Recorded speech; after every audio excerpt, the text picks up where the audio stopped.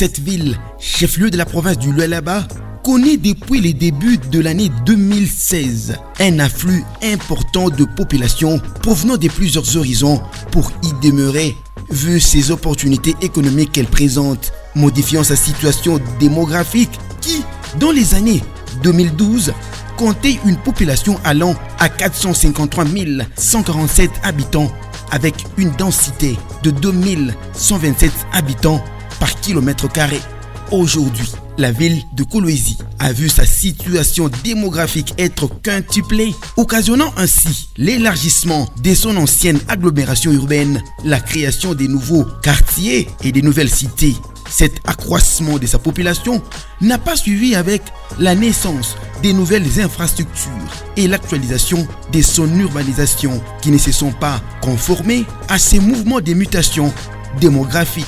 Pour ce faire, plusieurs cités naissantes où les quartiers ont évolué dans le non-respect de certaines règles qui régissent l'urbanisation d'une agglomération. À ce sujet, certains quartiers ont été érigés dans des zones interdites et exposés à de risques causés pour la plupart par la colère des eaux après le passage de Dame la Pluie. Les voies de canalisation inexistantes, les sites d'évacuation des eaux transformés en endroits d'habitation et les anciens collecteurs des eaux des ménages et des pluies déjà bouchés. Face à cette réalité macabre, les voix se lèvent. Ce sont des pleurs et des graissements des dents.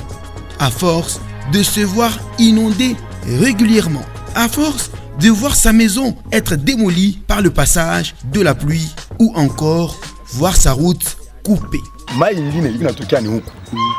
Ana paka mai ya kutokea huku mai ingine inatoka huku kama na constate ke iko na kachika ni kinene. Ça risque que banaenga mai na wakubeba na yenyewe nini terrasse tena ya kungama.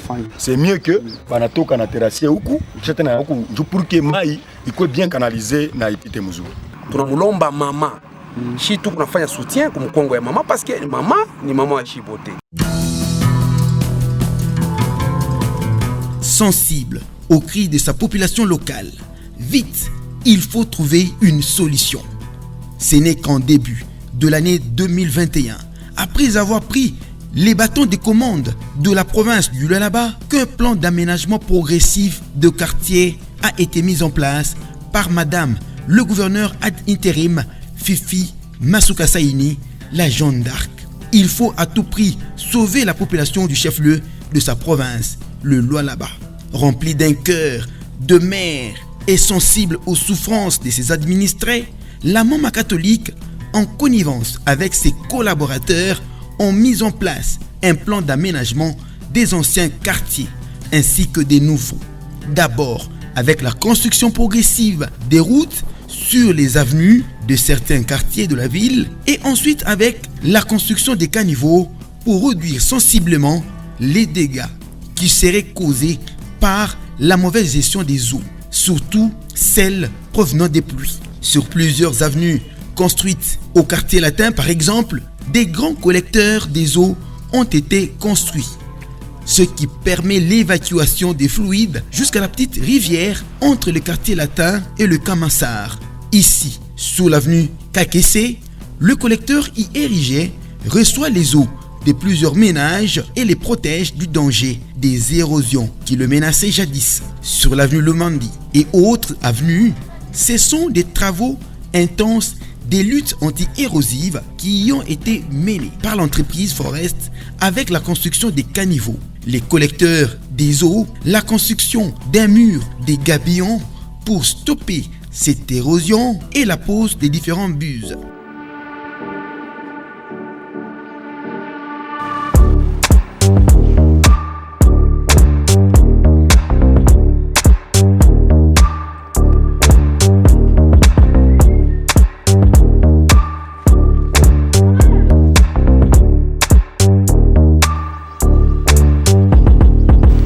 Les gens n'arrivaient pas à venir de ces côtés amener le camion, de véhicule. C'était vraiment impossible.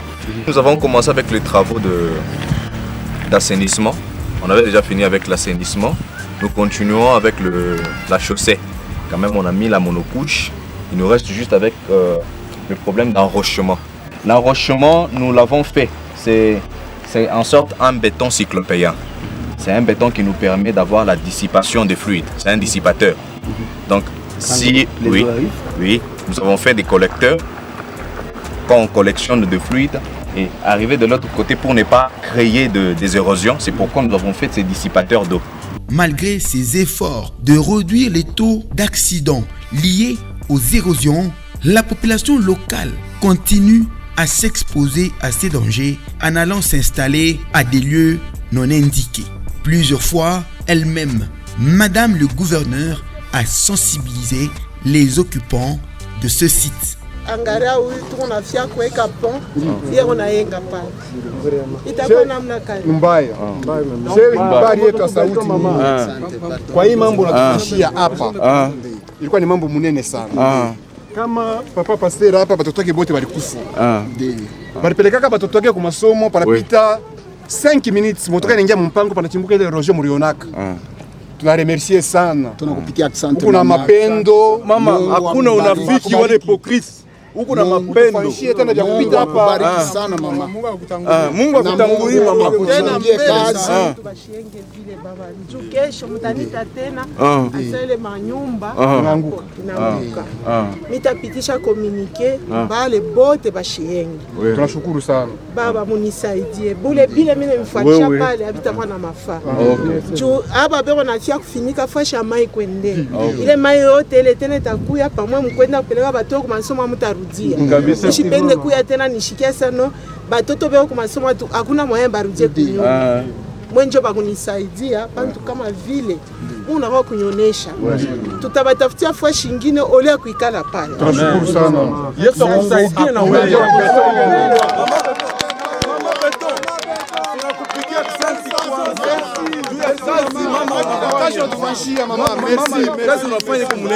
Mungu akubariki.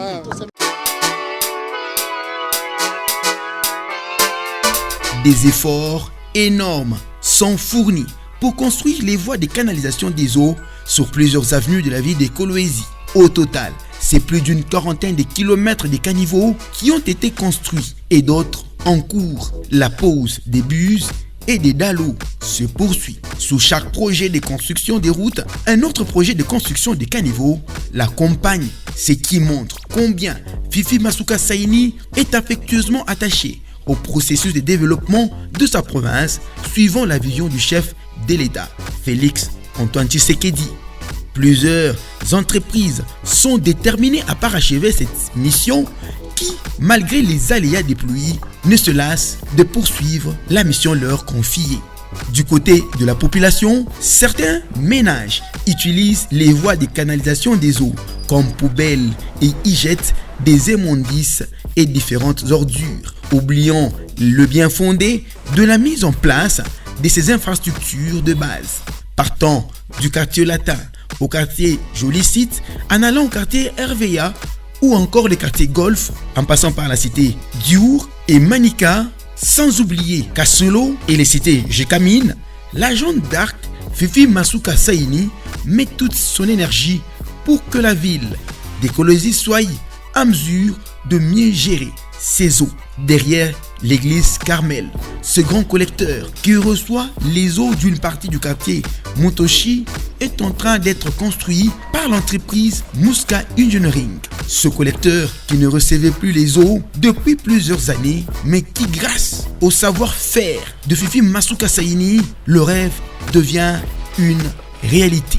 Et vraiment, c'est très encourageant parce que c'était des quartiers entiers qui partaient et d'autres qui sont menacés. Et avec les travaux qui sont entrepris, des travaux d'envergure, on peut se rendre compte en fait que vraiment la province prend à cœur, si vous voulez, la jouissance de la population pour éviter tous les dangers que nous pouvons constater au travers de ces problèmes érosifs. Ce que nous avons apprécié aussi, c'est le fait que dans l'essentiel des voiries, nous voyons que les assainissements sont faits en premier. Donc c'est pour protéger en fait les ouvrages qui sont réalisés. Toutes les voiries manifestement sont faites avec des caniveaux, de manière à pouvoir canaliser les eaux et maintenir l'ouvrage le plus longtemps possible. Et je pense que c'est un modèle qui entre vraiment dans les normes. Et donc nous ne pouvons que féliciter et encourager la province à continuer avec ce modèle-là.